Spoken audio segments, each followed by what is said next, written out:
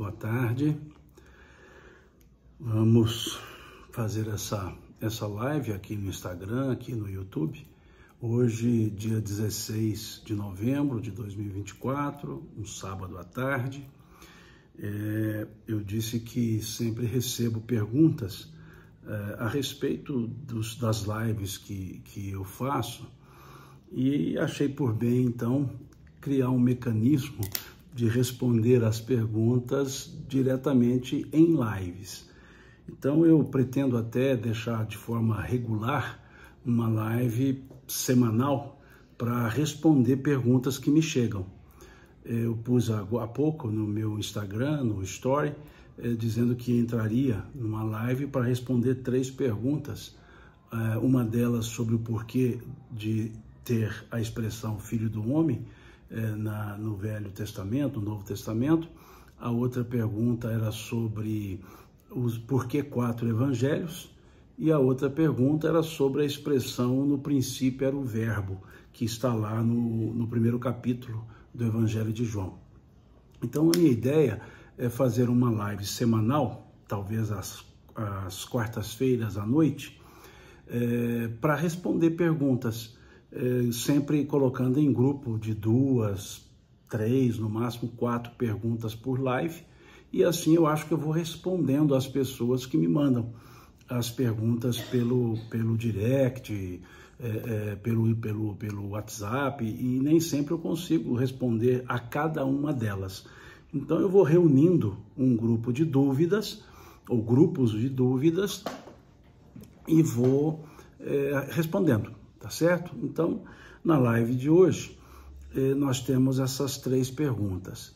Vamos começar pela primeira que eu coloquei nos stories, que é a pergunta por que há o uso da expressão Filho do Homem nos evangelhos, o que significa essa expressão Filho do Homem?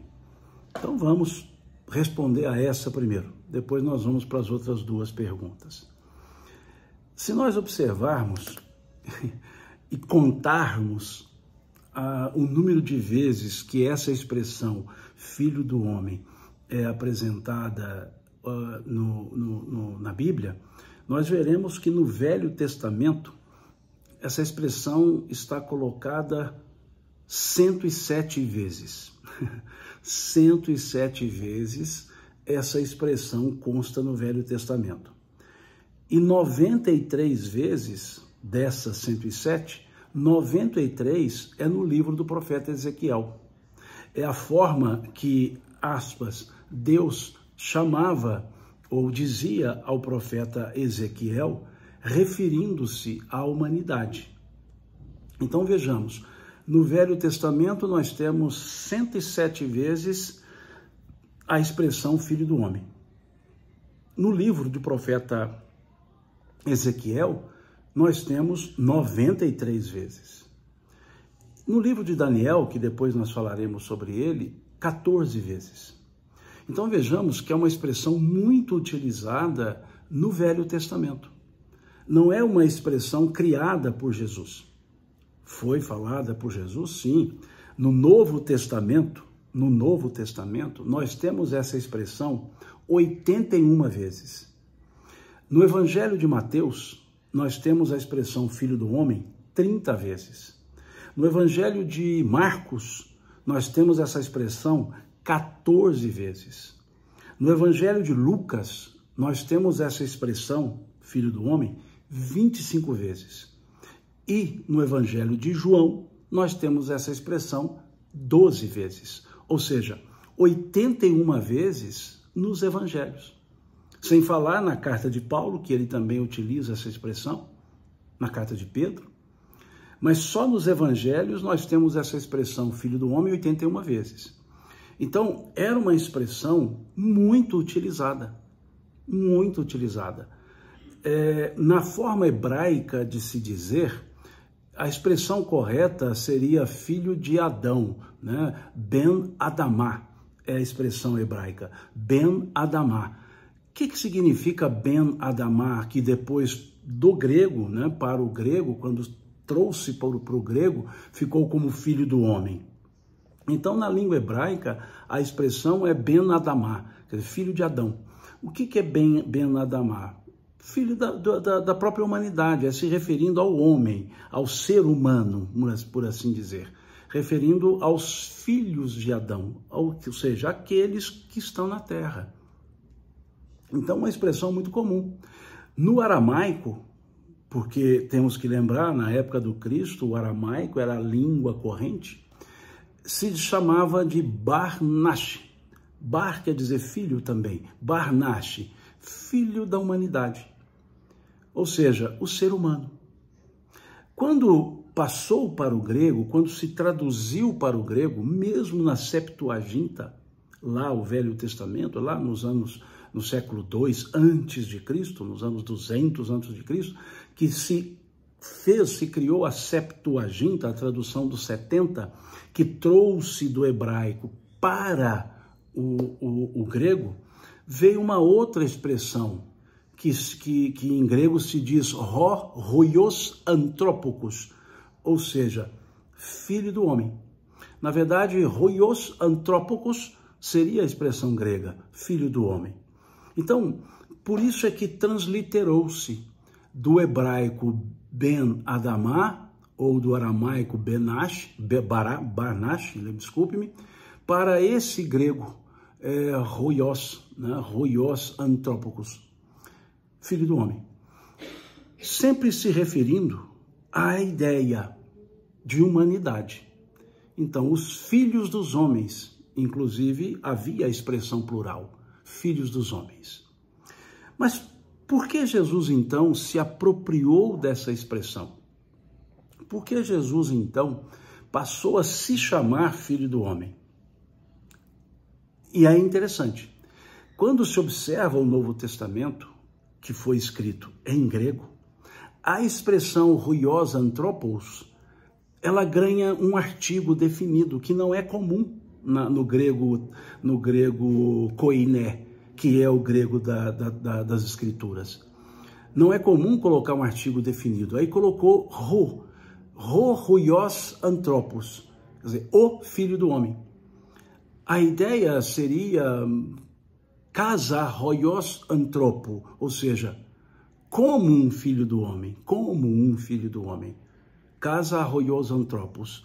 Mas colocou-se a expressão né, hoios antrópicos, quer dizer, o filho do homem. O que deu a conotação de uma individualidade, de um ser só. E aí essas falas de Jesus, porque dessas 81 falas que estão no Evangelho, a maioria delas, para não dizer a totalidade, são de Jesus, ele se referindo ora a si e ora se referindo à própria expressão, filho do homem. Então, o que começou a ser feito na exegese das Escrituras foi colocar a frase ora em minúsculo, ora em maiúsculo. Hoios antropos, de forma maiúscula, tudo em maiúsculo, as primeiras letras, significaria a figura única de Jesus. E hoios antropos, em minúsculo, a humanidade. Então nós veremos, inclusive no Novo Testamento, falas de Jesus que estão grafadas em minúsculo e falas de Jesus, que a expressão hoios antropos está em maiúsculo. Então é a forma que a exegese encontrou para colocar uma indicação de separação para ora se referir a si, o Cristo, ora se referir à humanidade. Por que isso? Porque segundo os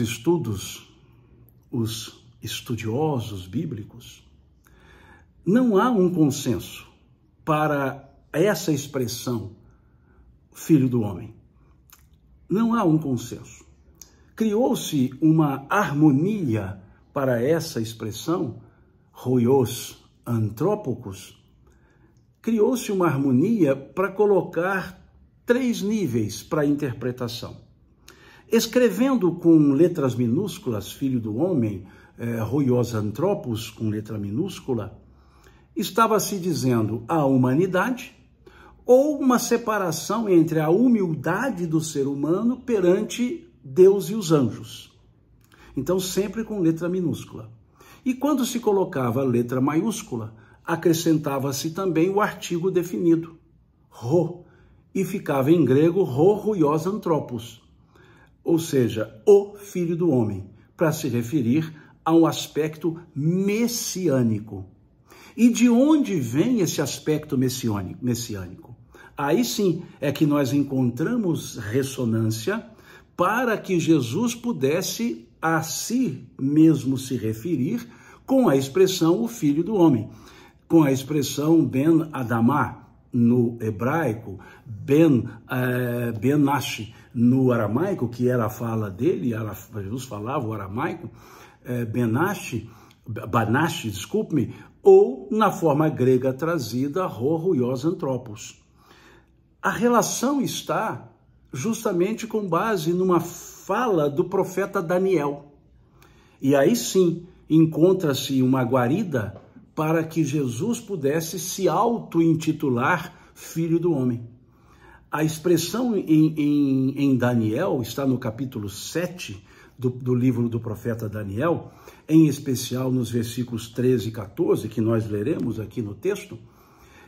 Lá em Daniel é que há o elemento que Jesus busca, e o elemento messiânico. O capítulo 7 de Daniel é ele relatando um sonho que ele teve, uma profecia por meio de um sonho. E nesse sonho ele vê 4 animais, descreve os animais, descreve a característica dos animais e o que eles estavam fazendo, e descreve que houve um momento em que um ser foi superior a esses 4 animais e um ser que se autodeclarou Filho do Homem, que é o que está no capítulo 13. E essa declaração no versículo 13 e 14, nos versículos 13 e 14 do profeta Daniel, essa declaração de Filho do Homem trazia a primazia, a superioridade, a capacidade de julgamento. E essa característica de primazia, autoridade, capacidade de julgamento, deu à expressão Filho do Homem o aspecto messiânico. Ou seja, que haveria um momento escatológico de julgamento. E isso seria feito pelo Messias, pelo Mashiach, né, na linguagem hebraica. Então vejamos o que diz o profeta Daniel no capítulo 7, versículos 13 e 14, sobre a expressão Filho do Homem. Diz ele: e eu estava olhando nas minhas visões da noite, e eis que vinha com as nuvens do céu como o Filho do Homem, e dirigiu-se ao ancião de dias, e o fizeram chegar até ele. Foi-lhe dado domínio e glória e o reino para que os povos, nações e homens de todas as línguas o servissem. O seu domínio é domínio eterno, que não passará, e o seu reino jamais será destruído. Então, esses 2 versículos do profeta Daniel, que estão no capítulo 13 do seu livro, dá a conotação a essa expressão Filho do Homem, dá a conotação de um aspecto messiânico, de julgamento, aquele que seria o divisor de águas, que traria o reino da eternidade. Então é baseado no profeta Daniel que Jesus utiliza essa expressão com esse caráter messiânico, chamando a si mesmo de Filho do Homem. Então, vejam, as 3 interpretações, Filho do Homem, Ben Adamá, Barnashi, ou mesmo Huios Anthropos do grego, representa sim a humanidade, filho da humanidade, filho natural, ou seja, o ser humano. Mas quando vem o profeta Daniel e dá o caráter messiânico a essa expressão de Filho do Homem, ele traz um sentido de um filho do homem, ou seja, naturalmente homem, mas com a autoridade divina.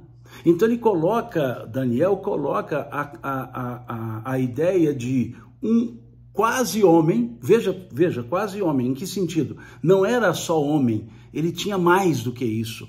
Quando ele diz assim no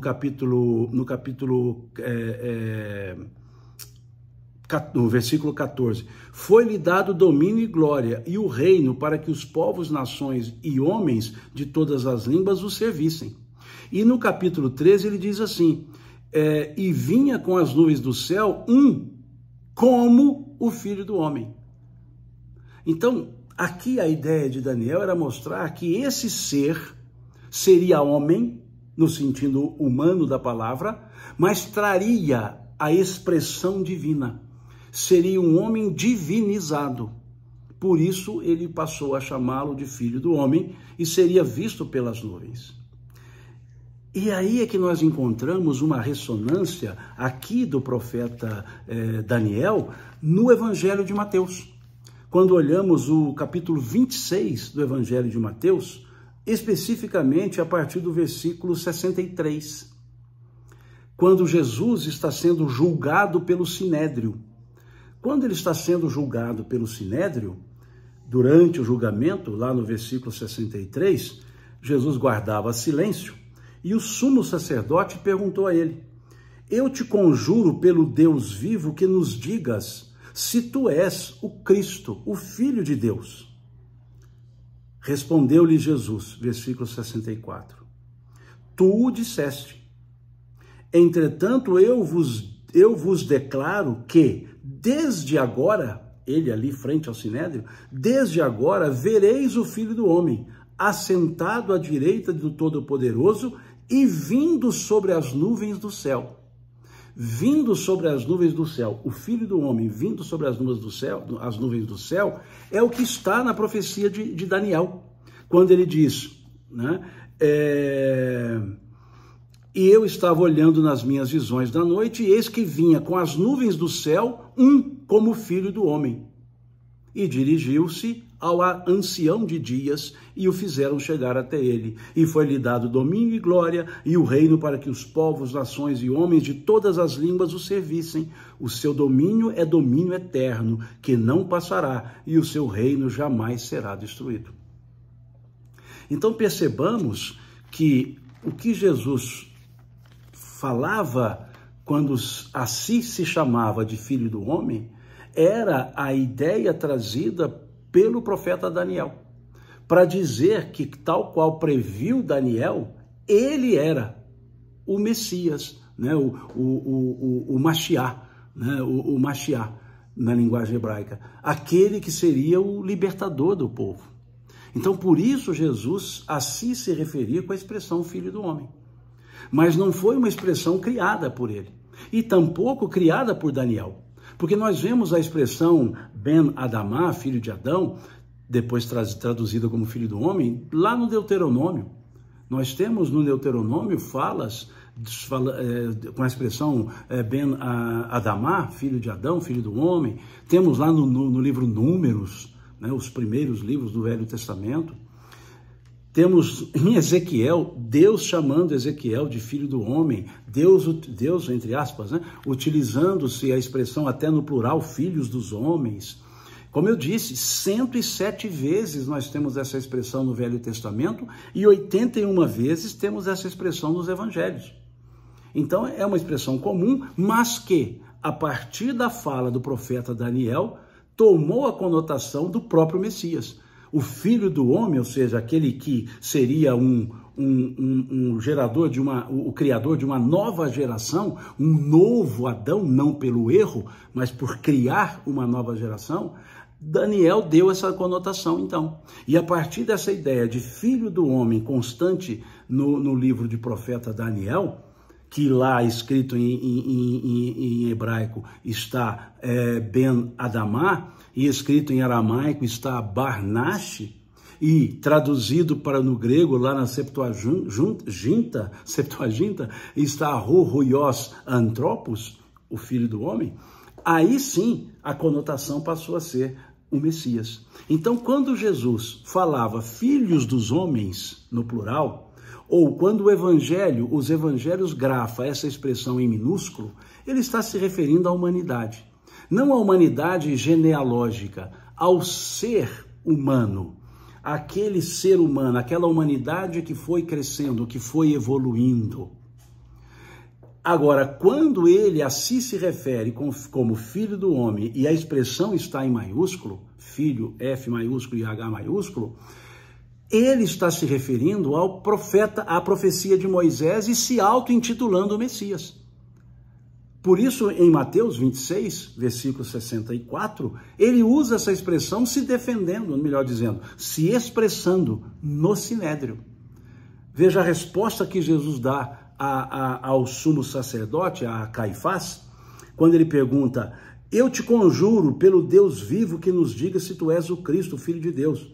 E respondeu-lhe Jesus: tu o disseste, entretanto eu vos declaro que desde agora vereis o Filho do Homem assentado à direita do Todo-Poderoso e vindo sobre as nuvens do céu. Vindo sobre as nuvens do céu, versículo 13, capítulo 7 do profeta Daniel. Estava olhando nas minhas visões da noite, e eis que vinha com as nuvens do céu como um filho do homem. Veja. Então, é muito simples entender isso, né? É um aspecto muito tranquilo para entender como a expressão foi utilizada e o que essa expressão significava, né? Dizendo assim. Agora, é bom deixar registrado que essa expressão filho do homem, para vocês terem uma ideia, no início do cristianismo, o cristianismo nascente, até o século II, não havia um consenso, dois que pensassem de forma igual sobre essa expressão filho do homem. Porque havia uma discussão muito forte se era a ideia messiânica ou se era uma alusão à humanidade. E, na verdade, eram as duas. Né? O que foi mais tarde estudado e chegou-se a esse consenso. E aí a exegese, a hermenêutica bíblica optou em usar a expressão em minúsculo, a expressão em maiúsculo, ora referindo-se à humanidade como uma evolução da criatura de Deus, ora se referindo ao Messias, ao Mashiach, conforme previa o profeta Daniel.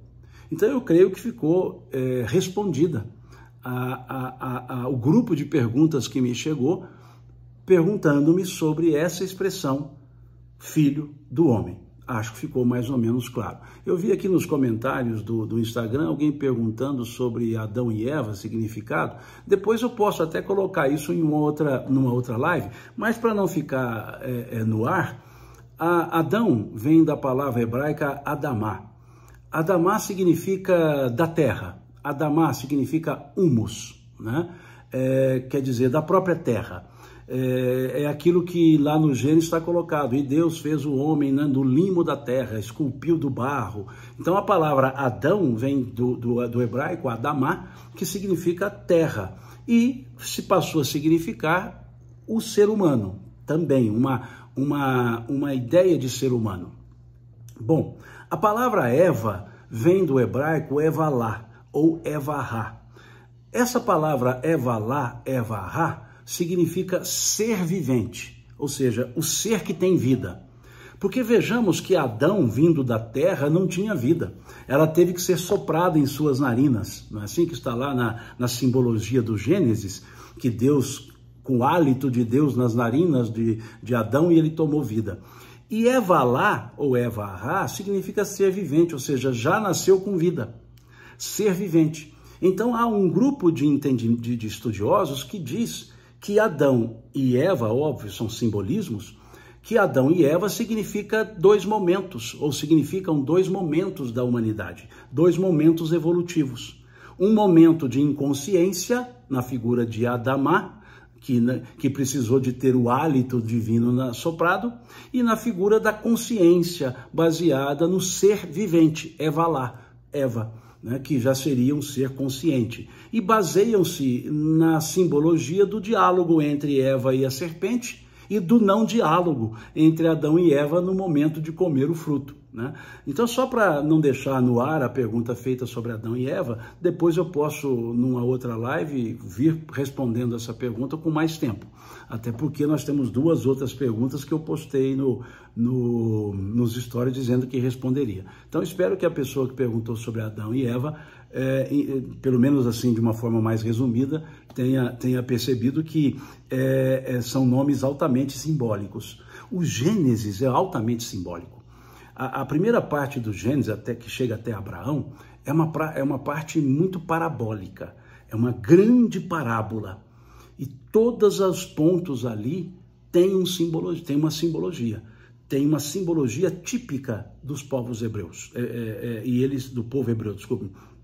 Então, é preciso, ao ler o Gênesis, principalmente esses primeiros capítulos, principalmente até o 4, que é a criação, aplicar os símbolos que representavam aquelas figuras.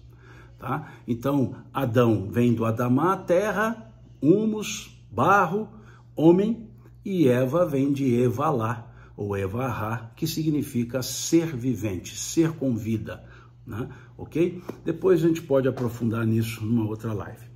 Espero que tenha respondido a primeira pergunta, né? Se não ficou claro, depois me mandem pelo direct aqui, eu posso avaliar. Mas por hora acho que fica bem respondida essa primeira parte.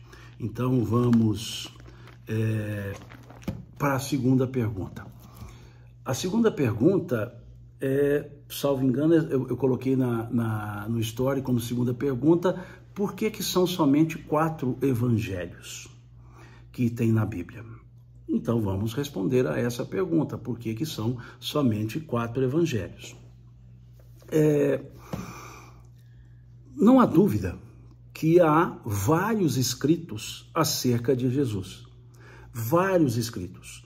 Mesmo na época em que os evangelhos, um dos 4 foi escrito, o evangelho de Lucas, se nós observarmos, logo no início do evangelho, Lucas explica que há várias versões para a história que ele vai contar.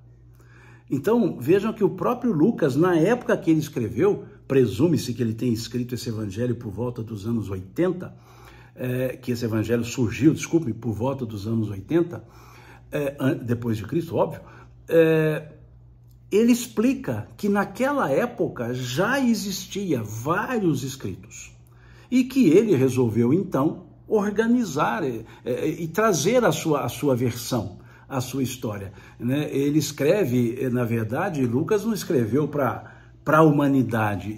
Logo no início do evangelho dele, ele diz que está escrevendo a Teófilo, né? Ele escreve o evangelho dele direcionado a Teófilo. Deixa eu chegar aqui no início do evangelho de Lucas. Ele faz esse preâmbulo, né, para dizer isso logo, né? Olha, veja: visto que muitos houve que empreenderam a narração coordenada dos fatos que entre nós se realizaram, conforme nos transmitiram os que desde o princípio foram deles, testemunhas oculares e ministros da palavra, igualmente a mim me pareceu bem, depois de acurada investigação de tudo desde sua origem, dar-te por escrito, excelentíssimo Teófilo, uma exposição em ordem para que tenhais plena certeza das verdades em que foste instruído. Teófilo era um cristão romano. E aí Lucas escreve para ele. Então veja que na época de Lucas, ele mesmo aqui, basta pegar o Evangelho, ver capítulo 1, versículo 1 até o versículo 4, ele está explicando que já existia várias narrativas. Vejam: visto que muitos houve que empreenderam uma narração coordenada dos fatos que entre nós se realizaram, conforme nos transmitiram os que desde o princípio foram deles testemunhas oculares e ministros da palavra, igualmente a mim me pareceu bem, depois de acurada investigação de tudo desde a sua origem, dar-te por escrito, excelentíssimo Teófilo, uma narrativa, etc. Então, Lucas, ele mesmo explica que na época dos evangelhos já havia várias versões e que ele resolveu fazer uma investigação. E nessa investigação, construir a narrativa para que Teófilo, aquele cristão neófito, começante, conhecesse de maneira ordenada os fatos que ele seguia, ou seja, as ideias que ele seguia. Então, é importante percebermos que havia vários escritos. E hoje não é diferente. Há vários escritos também.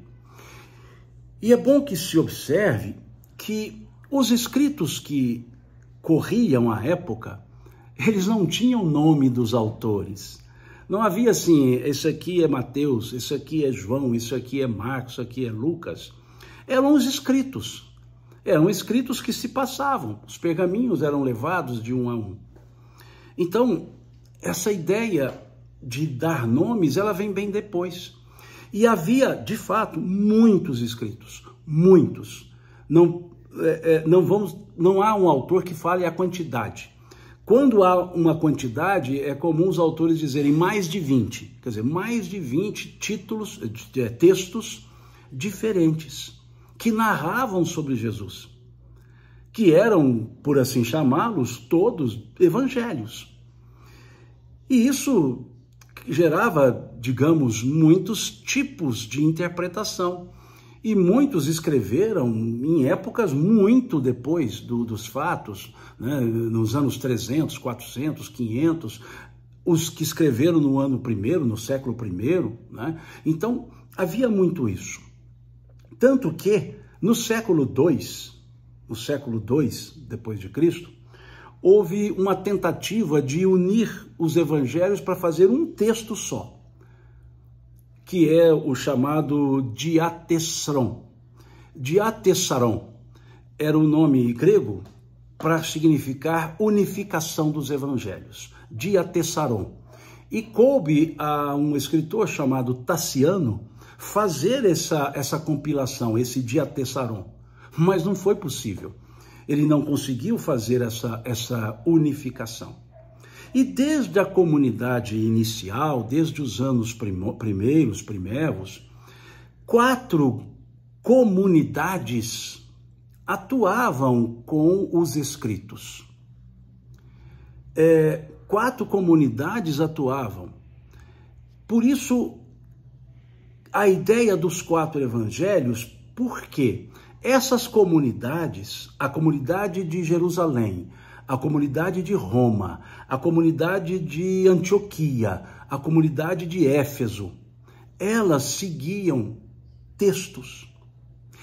E a comunidade de Roma seguia, por exemplo, o texto atribuído a Marcos. A comunidade de Jerusalém seguia o texto atribuído a Mateus. A comunidade de Antioquia seguia o texto atribuído a Lucas. E a comunidade de Éfeso seguia o texto, assim descrito, como sendo de João. Então, desde o início, esses 4 evangelhos eram, por assim dizer, mais trabalhados, mais apresentados. Mateus, Levi, ele escreve o seu evangelho direcionado aos judeus.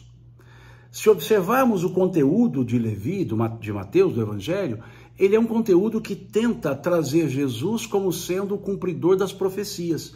Por isso é no evangelho de Mateus que nós vemos as amarrações das falas de Jesus com as falas das profecias, como essa que eu acabei de falar aqui, do capítulo 7 do profeta Daniel com o capítulo 26 de Mateus, né? O versículo 64 do evangelho de Mateus, com o versículo do capítulo 26 de Mateus, com o versículo 13 e 14, os versículos do capítulo 7 do evangelho de Daniel. Então, a ideia de Mateus era provar para os judeus que Jesus era o Machilá, né? Ou seja, o Messias.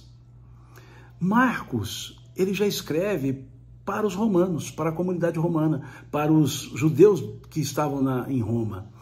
Tanto que Marcos não se preocupa em fazer uma genealogia. Mateus faz, porque a ideia de Mateus era provar a descendência davídica de Jesus, ou seja, era descendente de Davi, porque escrevia para os judeus.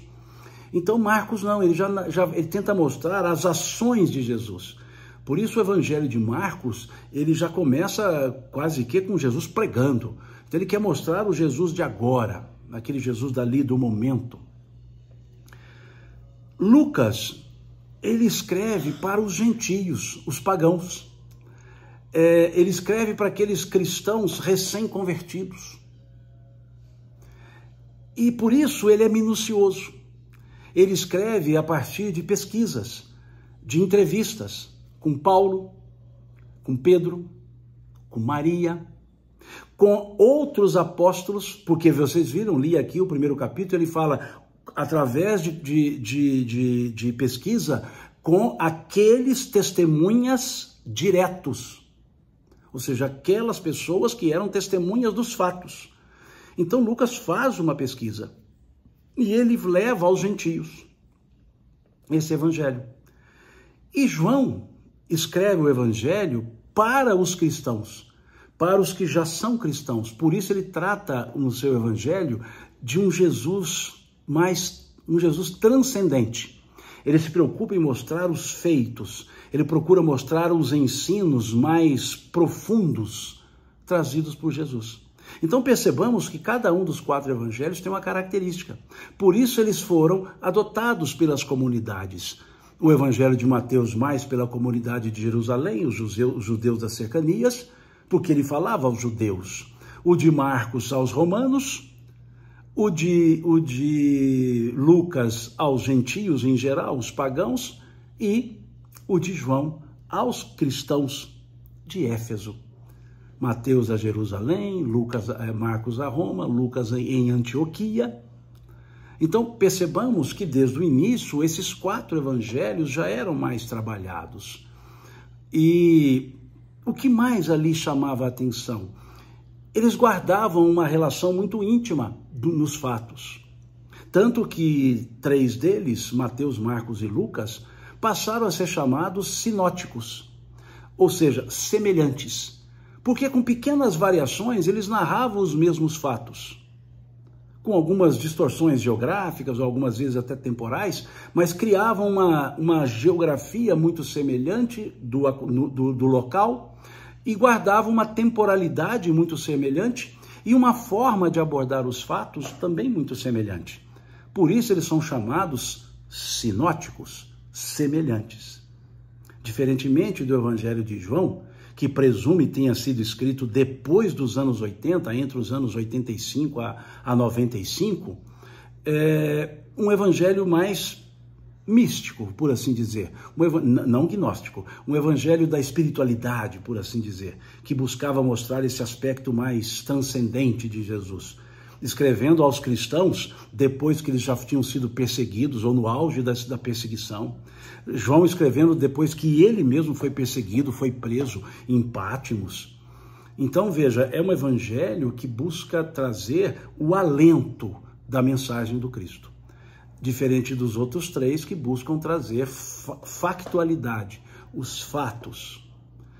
Bom, e por desde o início esses 4 serem semelhantes, os pais da igreja, entre aspas, essa expressão pais da igreja, ela é utilizada para se referir aos estudiosos da mensagem cristã até o século IV, até os anos 300, mais ou menos. Diria que um dos últimos pais da igreja foi Agostinho de Hipona, um dos últimos. Então nós temos ali Crisóstomo, Anselmo, Orígenes, Agostinho. Eles eram escritores, eles eram, não vou chamar teólogos, mas poderíamos, teólogos do período nascente. E esses teólogos, analisando os textos, eles foram dando a eles um caráter de inspiração. Como eram escritos semelhantes, épocas diferentes, um em tese escrito por um evangelista, por um apóstolo, e os outros 2 por pessoas que não conviveram com Jesus. Marcos não conviveu com Jesus, Lucas não conviveu com Jesus. Marcos conviveu muito com Pedro, Barnabé, Lucas com Paulo. Então a narrativa de Lucas ela vem mais ou quase inteiramente dos olhos de Pedro. E a narrativa de Lucas vem dos olhos das testemunhas, olhos de Paulo, olhos de Maria. Então, por isso, e Mateus, em tese, o observador. Então, esses três, por essas semelhanças, esses primeiros pais da igreja entendiam que havia uma inspiração divina. Por isso falam em textos canônicos, ou seja, inspirados. Textos que foram inspirados para serem escritos. Por isso eles são chamados evangelhos canônicos. Isso vem lá do início dos pais da igreja. Depois, ainda com cópias e mais cópias desses quatro evangelhos, e outros, tem aqueles textos que atribuíram a Pedro, a Judas, a Tomé, né, a Maria de Magdala. Mas vejam, são os chamados apócrifos ou gnósticos, porque entre fatos eles trazem muitas lendas, que eram lendas efetivamente contadas pelas pessoas. E evangelhos escritos não na época nascente, evangelhos escritos lá nos anos 400, 500, 600 à frente. Então não teria condição de dizer que esses evangelhos gnósticos ou apócrifos fossem de autoria dos nomes ali dados, porque seria impossível Tomé escrever um evangelho no século IV, século V, desculpe. Por quê? Porque ele já teria falecido, e assim os outros. Então fica no ar essa questão. Por isso eles não se encaixam, por isso ficaram os quatro. Porque foram escritos entre os anos 50 e os anos 80, 85, quando muito 90 da era cristã. Então numa época que ainda existia apóstolos, aspas, vivos. Existia testemunhas dos fatos, não apóstolos, mas testemunha dos fatos, também vivas. Então, por isso é que optou-se por esses quatro evangelhos, que também não se pode garantir que os autores sejam os ditos cujos, ou seja, não se pode garantir que Mateus tenha sido o Mateus evangelista, que João tenha sido o João evangelista. Presume-se pela datação, presume-se pelo estilo. Por isso atribuem. Não há dúvida que há na tradição, e isso inclusive é abarcado pelo benfeitor Emmanuel, que existia ali uma narrativa à medida que os fatos aconteciam, que era chamada essa narrativa de anotações de Levi. E considerando que Levi e Mateus seriam as mesmas pessoas, e por que seriam as mesmas pessoas? No Evangelho de Lucas, Marcos, o cobrador de impostos era chamado Levi. E no Evangelho de Mateus, o cobrador de impostos era chamado Mateus. Então associou-se que Levi e Mateus eram as mesmas pessoas, eram dois nomes da mesma pessoa. Então havia ali, inclusive é uma fala de Emmanuel no livro Paulo Estevão, que Levi fazia as suas anotações à medida que ele via os fatos. A exegese chama, aí já não é lá o Paulo Estevão, a exegese chama essas anotações de Levi de evangelho proto-Mateu. A exegese entende que havia sim um texto escrito por Mateus, chamado proto-Mateus, o primeiro Mateus, que foi à medida que os fatos ocorriam. Mas que o evangelho de Mateus não seria o proto-Mateus, o próprio Mateu. Que esse proto-Mateu teria sido perdido. Então que esse evangelho de Mateus não seria a proto-Mateu. Por isso que diz a exegese que o primeiro evangelho escrito foi o de Marcos. E depois, a partir de Marcos, vieram Mateus, Lucas. E numa observação própria, veio o de João. Então vejam que não há um consenso para isso. Mas o que existe é que no século IV, mais precisamente no ano 384, um papa chamado Dámaso propôs que se fizesse uma organização dos textos dos quatro, que estavam dispersos, que havia muito modelo de Mateus, muito modelo de João, muito modelo de Marcos, muito modelo de Lucas, ou seja, muitos escritos atribuídos a eles e que eram diferentes.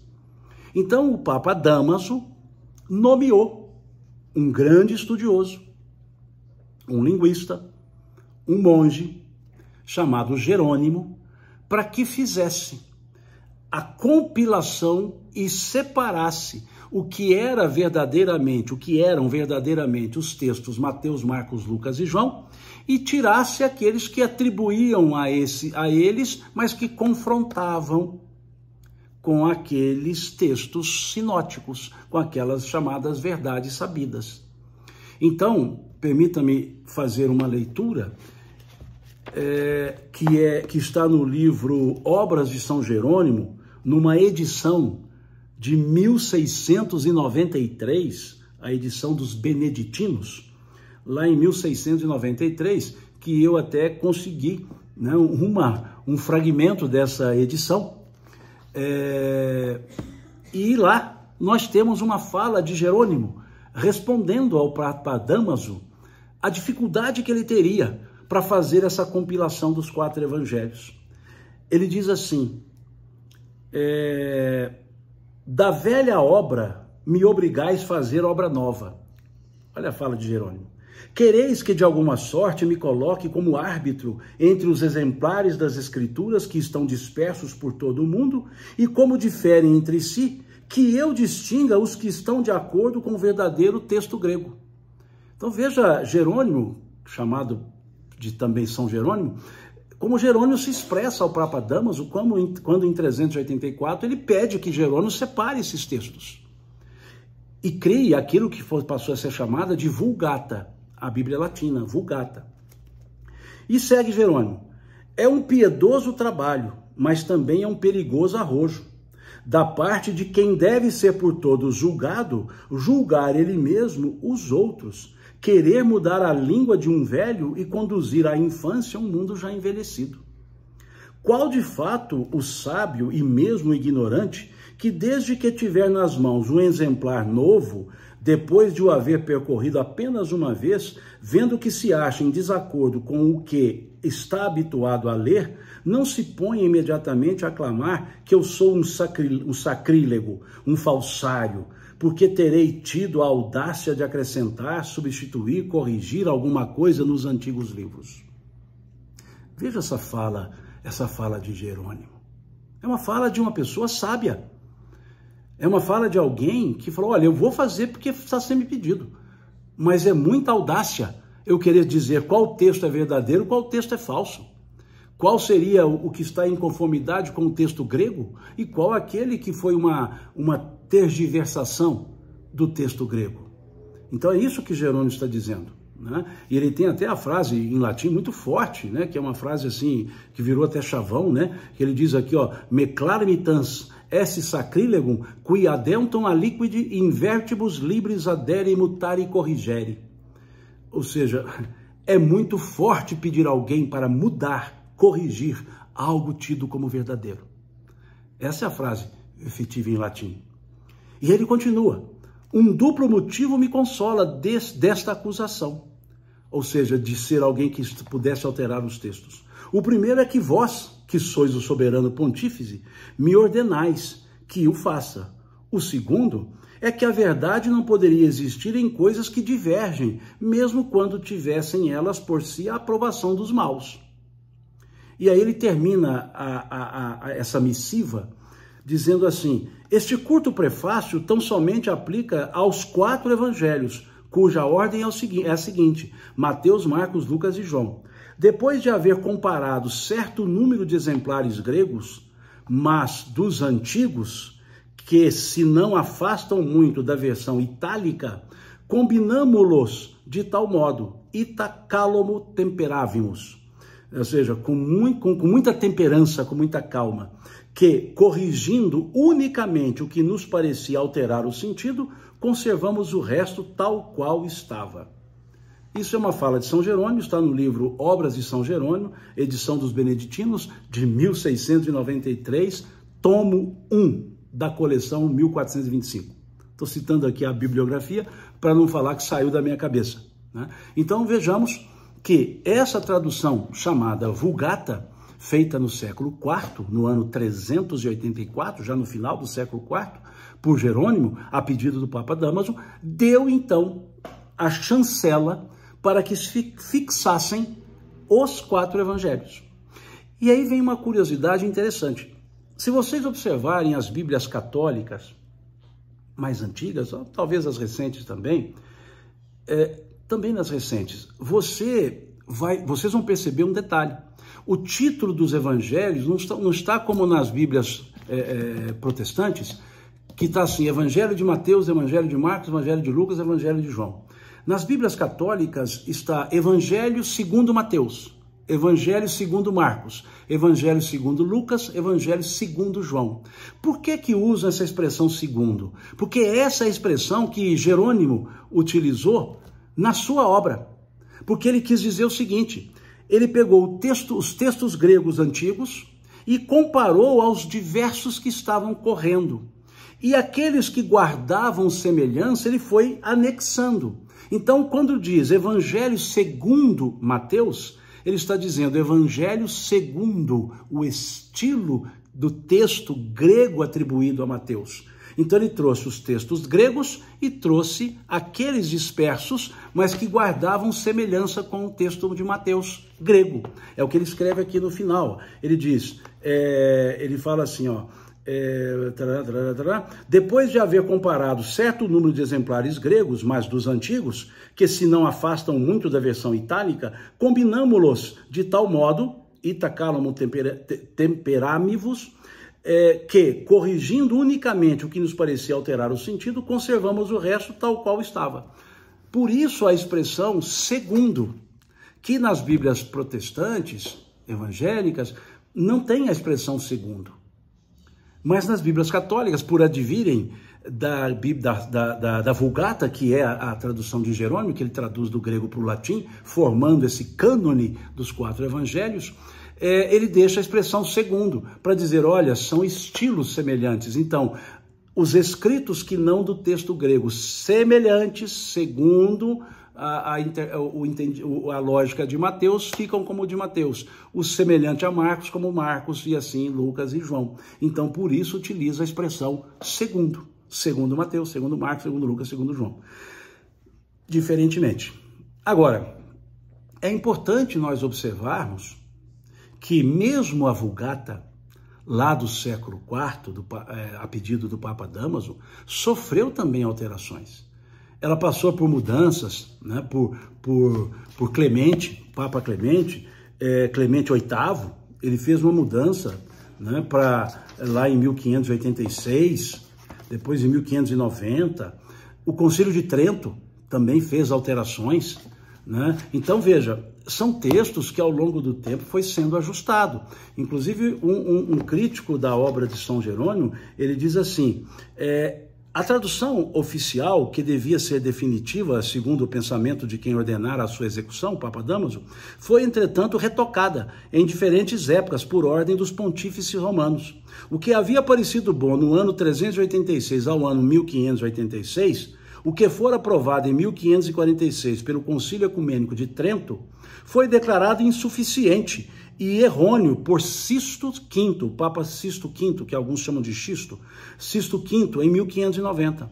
Fez-se nova revisão por sua ordem, mas a própria edição que daí resultou e que trazia o seu nome foi modificada por Clemente VIII, em uma nova edição, que é a que até hoje está em uso e pela qual têm sido feitas traduções diversas, sejam inglesas, francesas, etc., né, dos chamados livros canônicos. Então, esse comentário que eu li agora, esse que eu li, é de Leon Denis, que fez um estudo, está no livro Cristianismo e Espiritismo. Esse último que eu li agora é um comentário de Leon Denis. O que eu li primeiro é uma fala de São Jerônimo, justificando o que ele ia fazer, né, o trabalho de unificação dos textos. E essa última que eu li foi de Leon Denis, está no livro Cristianismo e Espiritismo, para quem quiser, na página 38 da edição, deixa eu pegar aqui qual edição, da edição, copyright, edição, boa pergunta, a edição aqui é de 2008, tá? da editora FEB, 2008. Né? Então, está na página 38. Eu estou citando as fontes para que não fique aquela ideia que eu esteja inventando essas observações. essas falas, né, que não sejam históricas, né? E a fala de Jerônimo, eu repito aqui, está no livro Obras de São Jerônimo, edição dos Beneditinos, e a que eu li aqui, ainda está no português arcaico, é de 1693, tá? Então, para a gente entender como e por que são 4 os evangelhos, né? Espero que tenha também clareado a segunda pergunta, essa segunda pergunta. Pelo tempo da live que eu estou vendo aqui, ó, 55 minutos, eu estou vendo que não dá para ter 3 perguntas, não. Tem que ser 2. Mas como eu coloquei que teriam 3, vou responder agora a terceira pergunta, que também coloquei lá nos stories. Então, a primeira que eu respondi é com relação à expressão Filho do Homem. A segunda que eu respondi agora, com relação a por que serem 4 evangelhos chamados canônicos. E a terceira pergunta é sobre a expressão de João, lá no seu evangelho, usando a expressão no princípio era o verbo. Então vamos responder essa pergunta. Eu disse aqui já que João, o evangelho de João, é um evangelho um pouco diferente, é um evangelho mais místico.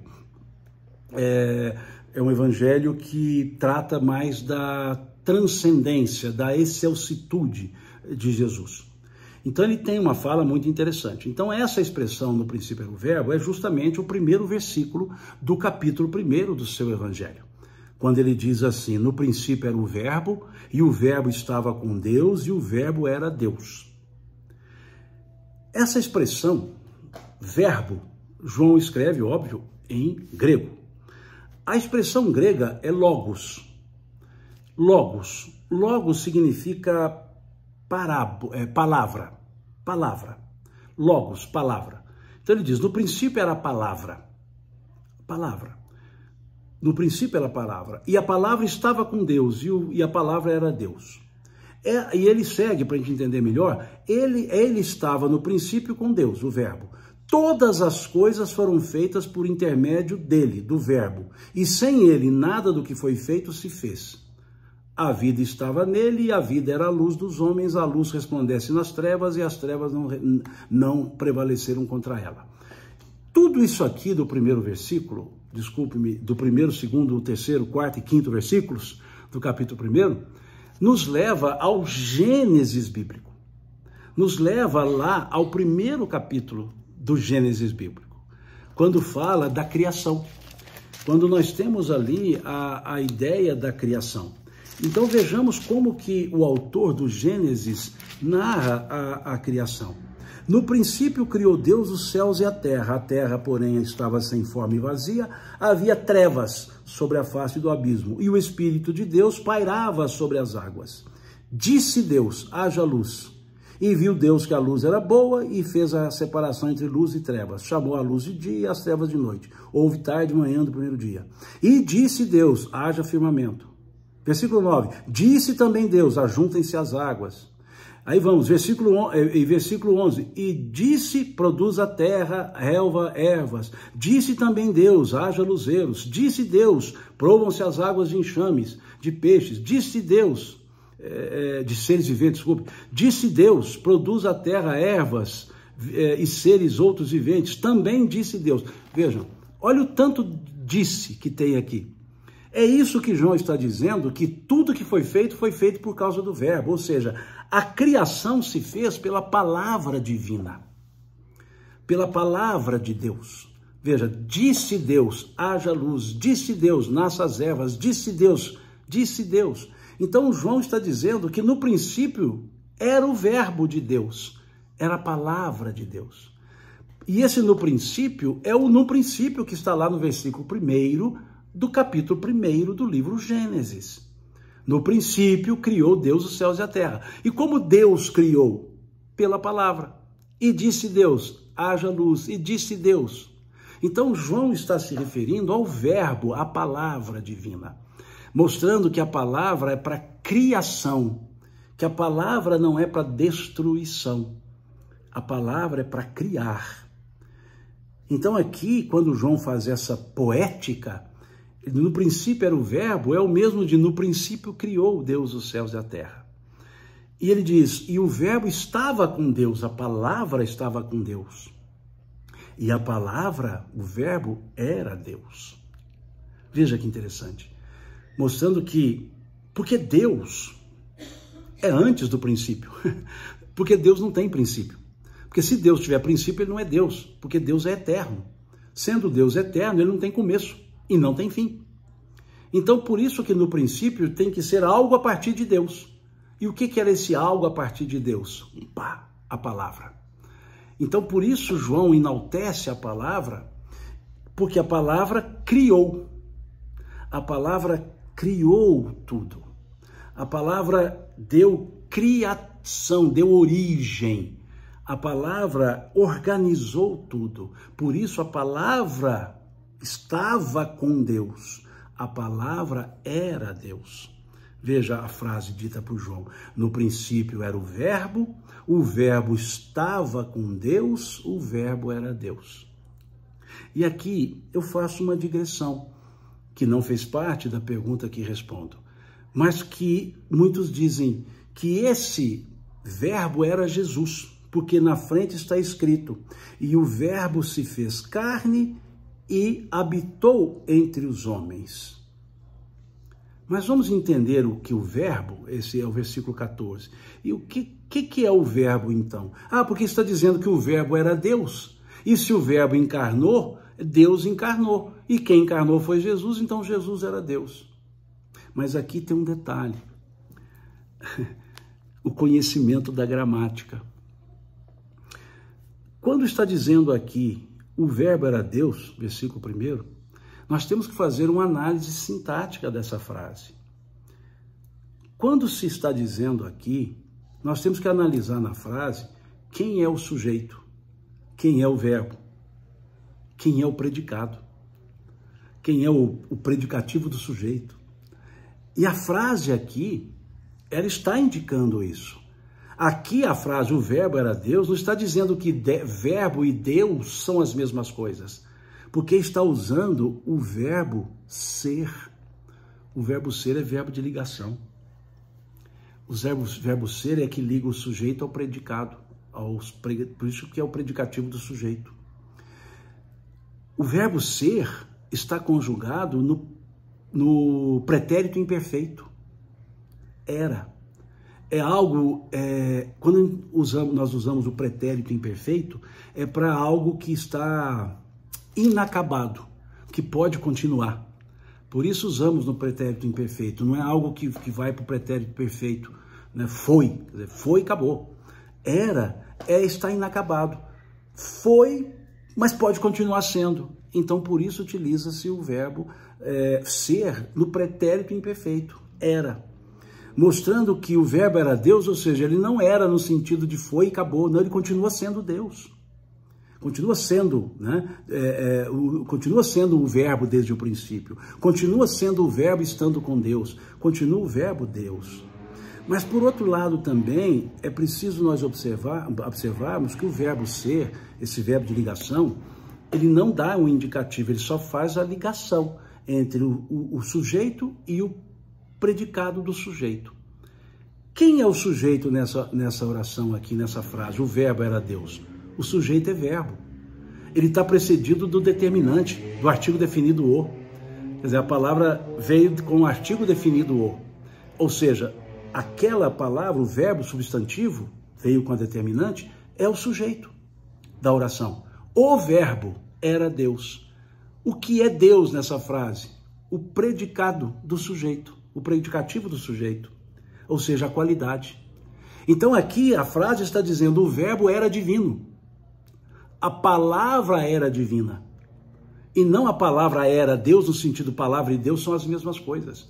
Por isso que eu sempre coloco que a gente precisa conhecer a estrutura gramatical para ler um texto. Porque aqui a análise sintática mostra claramente que verbo e Deus não são as mesmas coisas. Que Deus, a função sintática da palavra Deus aqui, não é o Deus, é uma qualidade. A função sintática da palavra Deus é qualidade do sujeito. O sujeito é verbo, o predicativo, a qualidade é Deus, ou seja, o verbo era divino. Ou seja, Deus aqui não é o substantivo. Na sua função sintática, ele está como um adjetivo, ele está como uma qualidade. Por isso ele é chamado de predicativo do sujeito. Quando a gente estudou lá aquela questão de análise sintática, quando eu estudei era na 7ª série, hoje eu não sei como é que chama, acho que é o 8º ano, sei lá, nós estudávamos isso lá, até estudava por estudar, porque a gente não conseguia entender essa lógica. Depois eu acho que com a maturidade, com outros estudos, a gente vai conseguindo entender melhor isso. E a importância de uma análise sintática. Então, quando olhamos o verbo era Deus, nós fazemos a análise sintática dizendo sujeito da oração, verbo. Verbo de ligação, o era. Predicativo do sujeito, Deus. Então aqui Deus não é o substantivo na sua natureza absoluta. Ele tem a função sintática de predicativo do sujeito, predicado, qualidade. Então aqui a frase é: o verbo era divino. E a palavra divina encarnou entre os homens. Aí sim, aquela palavra que Jesus trouxe era o verbo. A palavra que ele trouxe era o verbo. Por isso o verbo encarnou-se. O verbo encarnou-se no sentido de Jesus como homem, aí filho do homem com letra minúscula, como já respondemos a primeira pergunta. Aí sim, o verbo encarna-se, ou seja, aquilo que Jesus falava. Ele dizia: aquele que me ouve, ouve aquele que me enviou. Aquele que me ouve, ouve aquele que me enviou. Então, o verbo era divino. Essa divindade que tudo criou. Esse verbo divino, essa palavra divina. É isso que está aqui na expressão. Então, quando vamos ao versículo 14, dizendo o verbo se fez carne e habitou entre nós, não quer dizer que Deus encarnou. Quer dizer que a palavra divina encarnou-se. Quem proferia o ensinamento do divino? O Cristo. Então, não era Jesus Deus encarnado. Em Jesus encarna-se o verbo, ou seja, ele traz o verdadeiro ensino de Deus. Como ele mesmo disse: eu não vim destruir a lei, mas dar-lhe o seu verdadeiro cumprimento. Dar-lhe o seu verdadeiro cumprimento. Então, essa é a explicação para essa poética que vai do versículo 1 ao versículo 14 do capítulo 1 do Evangelho de João. Foi a pergunta que me chegou. O que queria dizer essa expressão no princípio era o verbo? No princípio, quer dizer, depois de Deus, veio a palavra de Deus, que na simbologia do Gênesis, criou tudo. Por isso o autor do Gênesis sempre colocar: e Deus disse, haja isso, e Deus disse, haja aquilo, e Deus disse, faça-se isso. Disse, ou seja, a palavra cria. E aí João então vai dizer que esse verbo estava com Deus, ou seja, a palavra dele, e esse verbo era o próprio Deus. Em que sentido? A sua palavra era a presença do próprio Criador. Por isso Jesus dizer: eu e meu Pai somos um. Eu e o Pai somos um. Meu Pai e eu somos um, dizia ele. Meu Pai e eu somos um. Por quê? Ele dizia aquilo que era a verdade de Deus. Então é isso que está, né, nessa expressão, né, que a gente não pode analisar só as primeiras palavras. Temos que pegar o conjunto dos versículos e perceber, né, e principalmente essa frase: o verbo era Deus. Precisamos colocar na forma de uma análise sintática, buscando sujeito, verbo e predicado, predicativo do sujeito, tá certo? Então, aqui respondi as 3 perguntas. A primeira pergunta sobre a expressão filho do homem, a segunda pergunta sobre por que são só 4 evangelhos, e a terceira pergunta, por que da expressão no princípio era o verbo. E tomei o cuidado de, nas 3 respostas, colocar os fundamentos, digamos, bibliográficos para basear ou embasar as minhas respostas, tá certo? E a minha pretensão, não sei se conseguirei, é que pelo menos uma vez na semana, penso numa quarta-feira por volta das 20 horas, ter uma live para responder perguntas. Já até recebi uma outra pergunta aqui, pelo Instagram, de uma grande amiga, para que falasse sobre a questão do Espírito Santo, o que significa a expressão Espírito Santo, principalmente lá do Pentecostes, né, do Atos dos Apóstolos. Então, disse para ela: olha, tá aí já uma primeira pergunta para a próxima live, né, digamos, de dúvidas, né? Então, a minha ideia é essa. Então, fiquem à vontade, se quiserem encaminhar perguntas para o meu direct, eu vou tentar respondê-las. Eu digo tentar, porque pode ser que surjam perguntas, e com certeza surgirão perguntas que eu não saberei responder. Afinal, eu não sou um conhecedor, eu sou um estudante, né? Eu sou um aprendiz, como todos nós. Então, há coisas que eu não saberei. Pode ser que eu consiga pesquisar e achar. Pode ser que mesmo pesquisando eu não encontre. E aí eu responderei, olha, a pergunta que me foi feita XXX, eu não consegui resposta para ela. Tá certo? Então, essa é a ideia. Muito obrigado, né? Boa oportunidade. Fiquem com Deus.